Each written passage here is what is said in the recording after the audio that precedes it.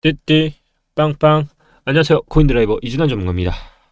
여러분, 드디어 주말이 지나고 4월 봉이 시작됐습니다. 제가 지난 영상에서는 월봉의 종가가 중요하다라고 말씀을 드렸는데요, 3월 월봉의 고가는 29,380에서 마감을 하고 시작되었습니다. 종가는 28,476에서 여기까지 이제 가고 이제 스타트를 찍었는데요, 제가 이 봉이 나오면 어떻다고 했죠? 봉이 좋은 봉이다 라고 말씀을 드리면서 3월에 마무리를 했던 것 같습니다. 일단 3월도 지나가고요. 결국 비트는 3월봉은 장대 양봉으로 한 달을 마감했습니다. 결국 우리는 이런 것들을 잘 봤을 때 이 장대 양봉, 그리고 이 나왔던 턴했던 봉들을 보면 결국 상승 추세는 바닥을 찔고 올라오는 추세로 이어질 거라 말씀을 드렸고, 4월부터는 저는 한 번 더 추가적인 상승이 이어지고 알트들의 움직임이 본격적으로 나오지 않을까 계속 말씀을 드리고 있습니다. 그 와중에서도 금리라는 이슈가 FOMC에 따라 다를 거고요. 5월 3일 날 있는 금리 인상까지는 아마 4월은 큰 영향이 없는 한 오르락내리락 하면서 흔드는 흐름이 아마 추가적으로 나올 것 같아요. 우리는 그것들을 이제 과거의 데이터를 통해서 알아볼 수가 있는데요, 우리가 본격적으로 상승을 했을 때 나오는 것들 중에서 가장 중점적으로 봐야 하는 게 바로 자금의 유입이에요. 근데 요번에 자금의 유입이 있었을까요? 없었을까요? 저는 이때는 없었다라고 생각은 하는데요, 그냥 이때는 너무 많이 내렸기 때문에 반등이라고 생각을 했는데, 지금은 자금이 조금 들어왔다. 그게 제가 봤을 때 이번에 나왔던 뱅크런이 나오지 않게끔 자금 수혈이 있었기 때문에 이 자금이 빠지는 한이 있는 한 상승은 이어질 거라 보고 있어요. 우리가 코로나 때도 이 엄청난 유동성 자금이 들어온 것처럼요, 항상 턴을 하고 나오는 장대 양봉에서 바닥을 형성하고 나오는 것들이 찐바닥으로 보통 그려졌는데요, 지금도 저는 찐바닥은 분명히 나왔다라고 보는데, 이제 멀리 봤을 때 찐바닥은 아니라고 보는 것 같아요. 이걸 좀 더 일봉상으로 좀 풀어보면 2023년도 11월 12일 기준으로는 일단 4월 12일 날 CPI 움직임이 분명히 나올 거예요. 4월 12일이라고 하면 이제 이 정도의 차트가 그려질 텐데요, 아마 이때까지 제가 봤을 때 차트는 계속 이 박스권 안에서 놓을 가능성이 있다라고는 보는데, 저는 그럼에도 불구하고 상방 움직임을 계속 보고 있어요. 왜 그러냐면 우리가 기존의 CPI가 나왔던 날짜들을 좀 주의해 볼 필요가 있어요. 이게 언제였냐면 1월 12일 CPI 움직임, 2월 14일 CPI 움직임, 3월 14일 CPI 움직임, 그리고 이제 다가오는 4월 14일 CPI 움직임을 잘 보면 돼요. 그러면 이날 때는 그동안에 어떤 패턴이 나왔을까요? 자, 차트를 한번 보기 시작할게요. 1월 12일, 2월 14일 여기죠. 자, 어떨까요?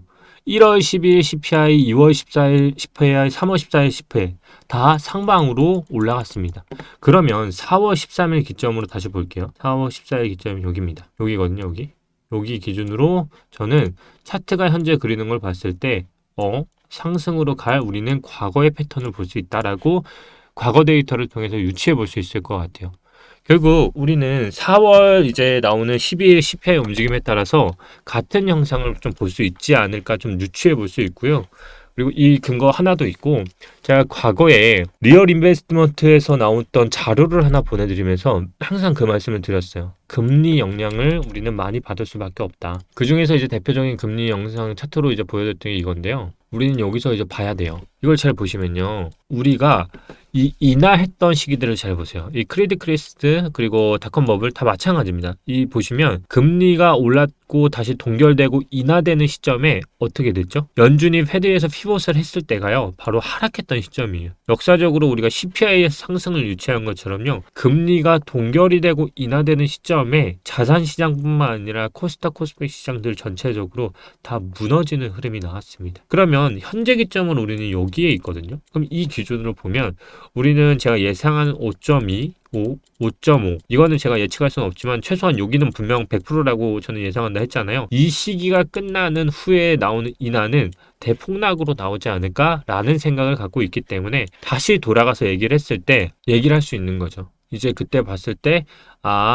지금 마지막 피날레를 하기 위해서 차트가 만들어지고 있고, 저는 최소한 예상치는 이 부근까지는 그래도 갈 것 같다라고 예상을 하고 있는 거예요. 여기까지는 지금 갈 거라 보고 있는데요.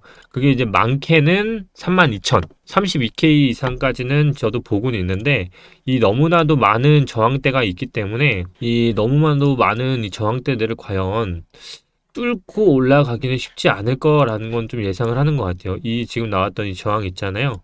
이 추세가 지금 도달은 할 수 있을 것 같긴 하다. 여기가 이제 32, 33K인데 여기까지는 저는 4월 중으로 보고 있고요. 지금 현재 되돌림만을 보면은 사실상 피보나치상으로 되돌림을 보면 전고점 6K, 69K 대비해서 정확히 0.236의 되돌림을 받고 있거든요.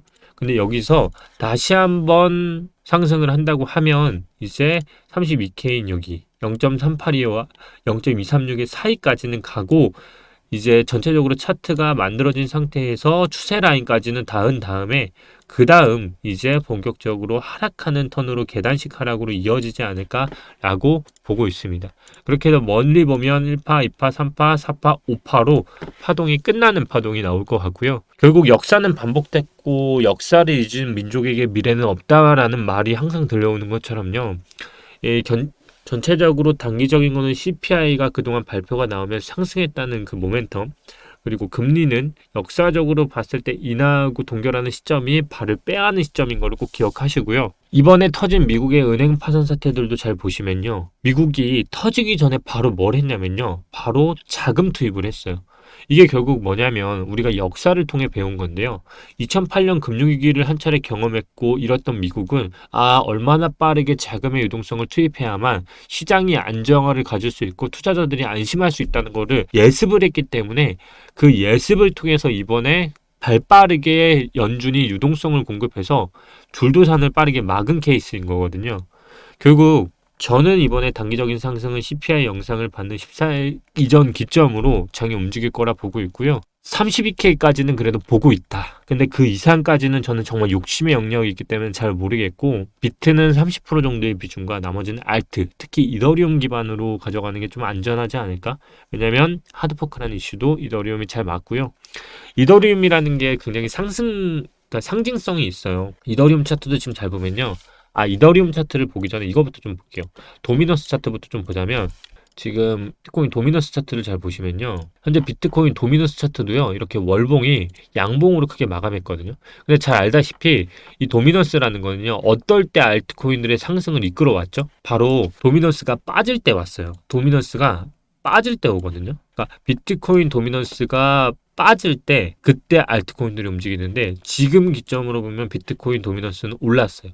예를 들어서 지금 여기 기점으로 비트코인 도미넌스가 이때였을 때 두 개의 양봉과 음봉이 존재를 했잖아요. 여기 양봉과 음봉. 그럼 이걸 알트로 비교를 해볼게요. 비트코인 도미넌스가요. 2022년 6월 1일 기점으로 음봉이 나왔어요. 이렇게.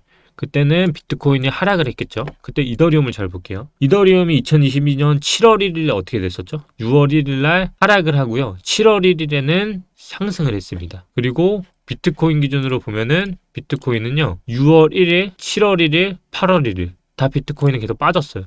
근데 반대로 알트코인은 어떻죠? 상승을 했습니다. 이렇게 두 달 동안에요. 결국 지금도 잘 보시면 비트코인이 빠질 때 알트코인은 올랐습니다. 그 얘기는 지금 비트코인이 오른 만큼의 다시 빠지는 비트코인의 그 구간 때 알트들이 본격적으로 오를 거라 생각을 하고 있고요. 4월 기준으로 CPI 영향을 받아서 추가적인 상승은 나올 텐데 그때 되돌림을 받는 구간을 보면 저는 비트코인 도미넌스가 여기까지 52%까지 점유율을 가져가는 상태가 나오면 그때 본격적인 알트들의 상승장이 좀 이어지지 않을까라고 생각이 좀 들고 있어요. 왜냐하면 결국 비트코인이 지금 47%의 점유율을 가지고 있다는 거는 이더리움과 나머지 알트들이 나머지 53%의 점유율을 가지고 있다는 건데 이 나머지 47%에 대한 자금이 다 쏠려 있는 상황에서 비트코인이 떨어지는 그 순간에는 결국 비트코인이 누군가가 매도를 한다는 얘기잖아요.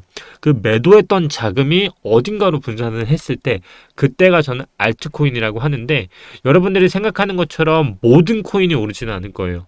저는 그걸 두 가지로 보고 있는데 첫 번째가 중국계 코인하고 미국산 코인일 거예요. 그래서 제가 미국산 코인과 중국산 코인을 조금 정리를 해봤어요. 그걸 좀 정리해보자면 이런데요. 일단 중국산 코인을 기점으로 보시면 돼요. 중국산 코인은 대표적으로 이런 애들이 있거든요. 네오, 비체인, 비트코인, 캐시, 썬더 토큰, STP, 엘프, 비트토렌트, 저스트트론, 온토론, 온토리가 스코크체 이런 애들 있죠. 그럼 이 코인들이 좋은 코인이냐? 저는 좋은 코인이라 생각하진 않아요, 사실. 지난 영상에도 말씀드린 것처럼 이 코인들이 저는 좋은 코인은 아니라고 생각은 하지만 굉장히 많이 횡보를 했기 때문에 이 묶음형 중국 코인이 오르느냐?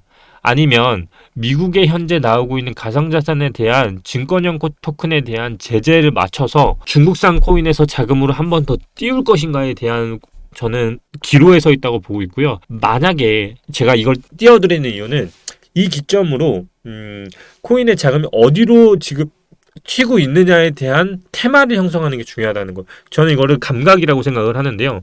코인판에서는 차트를 잘 보는 것도 정말 중요하지만 저는 감도 중요하다고 봐요.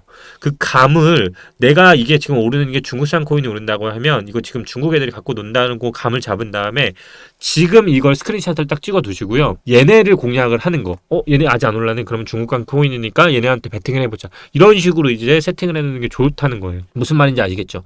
절대 이 중에서 어떤 특정 코인이 오른다라는 건 몰라요. 근데 코인판에서 정말 감이 중요하거든요. 상승장이 왔을 때 내가 틀리더라도 빠르게 캐치해서 거기에 올라탈 수 있는 그런 감들이 정말 중요하기 때문에 일단 종합해 보자면 일단 CPI 때는 대부분 상승이 나왔고 이제 요번에 4월에 도달하는 CPI 때도 저는 일봉상 상승이 나올 것 같다. 그리고 비트코인 도미넌스가 줄어드는 상황에 있어서는 알트들한테 자금 분산이 53%를 넘어간 시점부터는 다시 빨려 들어갈 수 있다라고 저는 생각한다고 말씀을 드렸고 금리적인 부분에 있어서도 마찬가지예요. 최종적으로 그들이 원하는 데까지는 지속적으로 저는 버틸 거라 보는데 하락하는 시점, 동결하는 시점에 눈치껏 빠져야 한다. 그게 아니면 폭락 맞을 수 있다라는 거 꼭 명심하시고 결국 이 상승은요 지금 그래도 굉장히 오랫동안 지속되고 있어요. 벌써 잘 모르시겠지만 이제 4개월차 접어들었어요. 뭐 했다고 4개월차 분명히 그러실 텐데요. 이 상승 벌써 4개월째 지속되고 있습니다. 작년부터 이제 월 초부터 시작됐던 상승은 벌써 4개월째 이어지고 있고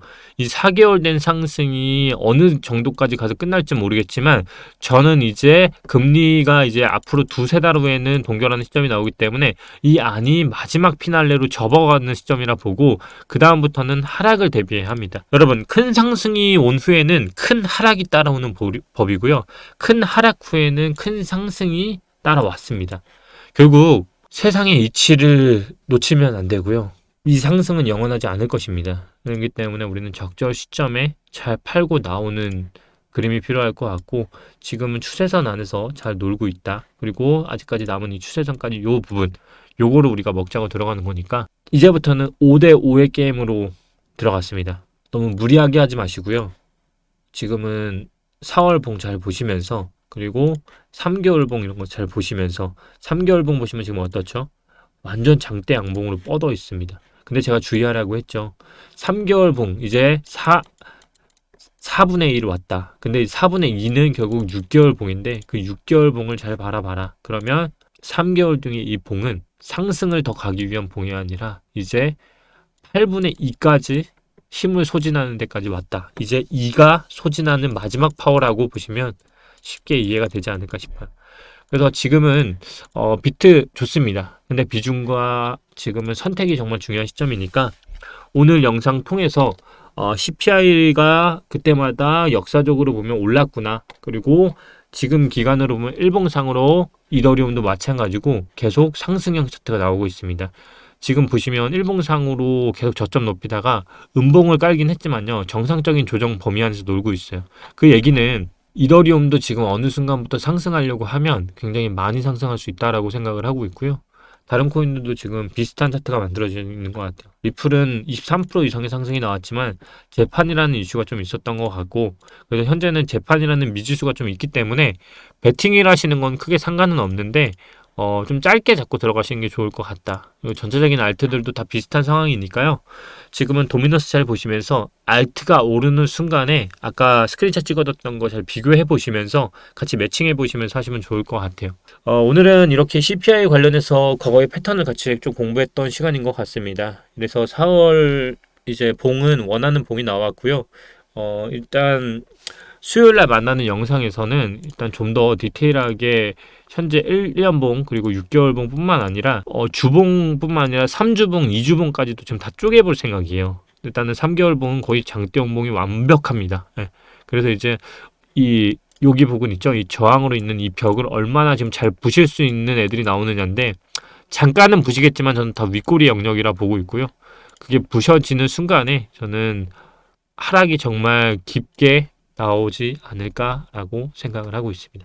근데 큰 관점에서 큰 변화는 없대. 지금 현재 구간에서의 우리의 대응법에 대해서 계속적으로 고민을 해보시면서 이 장 헤쳐나가 보자고요. 또 궁금하신 거 있으면 댓글 남겨주시고요. 수요일 날 뵙겠습니다. 감사합니다.